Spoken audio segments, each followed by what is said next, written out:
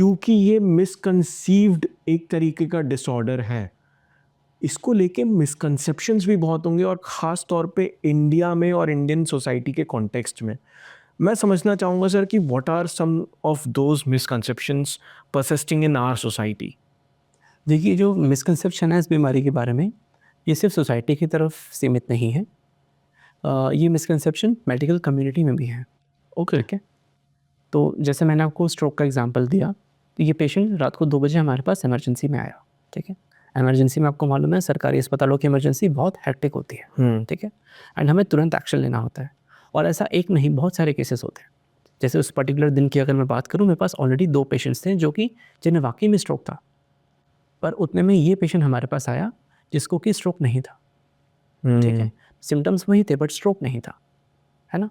तो ऐसे में क्या होता है कि अगर इस तरीके के पेशेंट आते हैं, तो एक तरीके का हेल्थ केयर बर्नआउट हो जाता है। क्योंकि देखिए, सरकारी अस्पतालों में एक ट्राइजिंग सिस्टम होता है। ठीक है, जिनको ज़्यादा ज़रूरत है उन्हें पहले अटेंड किया जाएगा।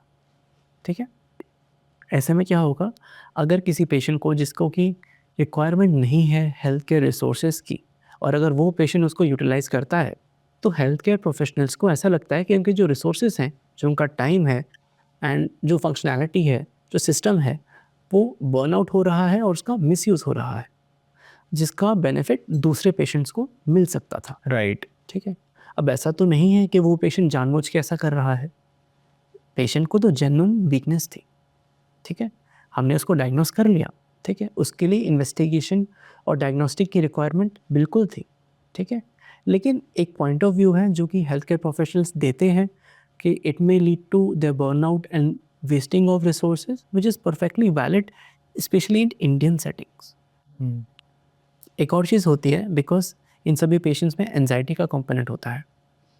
एक चीज़ ये भी देखने को मिलती है कि इस तरह के केसेस तब ज़्यादा होते हैं जब कोई फैमिली डिस्प्यूट हो, कोई लड़ाई झगड़ा फैमिली में हुआ हो, इसके बाद इस तरीके के सिम्टम्स आ सकते हैं।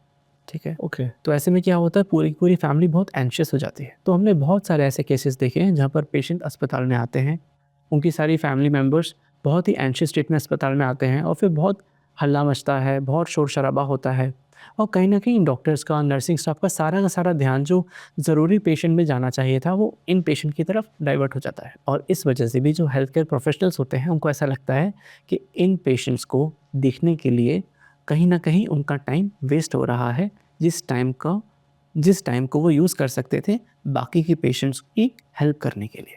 राइट। और इन पेशेंट्स को, उनके फैमिली मेम्बर्स को ये बात समझ नहीं आती है। अगर हम पेशेंट को देख लें, हम असेस कर लें और हम उनको बता भी दें कि पेशेंट को कोई स्ट्रोक नहीं है, कोई इमरजेंसी नहीं है, आप वेट कर लीजिए, हम पेशेंट को सिर्फ ऑब्जर्वेशन में रखेंगे, दिल में का chaos। दिल में का क्या। दूसरी चीज़, उन लोगों को सही जवाब नहीं मिलता है कि उनकी बीमारी आखिर हुई क्यों है। राइट। डॉक्टर्स भी समझा नहीं पाते हैं ठीक से कि एमआरआई भी नॉर्मल है, सारे टेस्ट नॉर्मल हैं, तो पेशेंट को समझ नहीं आता कि आखिर उन्हें प्रॉब्लम क्यों हो रही है। That leads to more frustration, और फिर डॉक्टर एंड पेशेंट का जो रिलेशनशिप है उसमें भी थोड़ी सी परेशानी आ जाती है।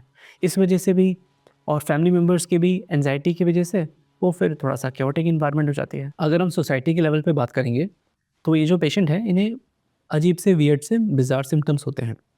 सर में दर्द होना, माथे में चींटियाँ सी काटना, लगता है कि पूरे शरीर में जैसे कोई कीड़ा रेंग रहा है, झंझनाहट, अ, झंझनाहट, झुरझुरी, इस तरीके के सिम्टम्स लोग बताते हैं। ये सिम्टम्स इतने वियर्ड होते हैं कि पेशेंट के पास कोई लफ्ज़ नहीं है कि वो किस तरीके से अपने सिम्टम्स बताएं।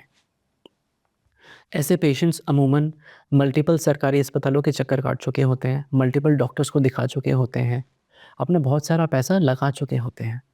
ठीक है, सारे टेस्ट हो गए हैं, सब नॉर्मल है। इसके बाद क्या होता है कि ये पेशेंट्स जाते हैं ऑल्टरनेट थेरेपीज़ में। जैसे? आजकल एक्चुअली क्या है कि ये सभी पेशेंट बहुत वल्नरेबल होते हैं। ऐसे बहुत सारे लोग हैं जो कि इनका फ़ायदा उठाने के लिए बैठे हैं।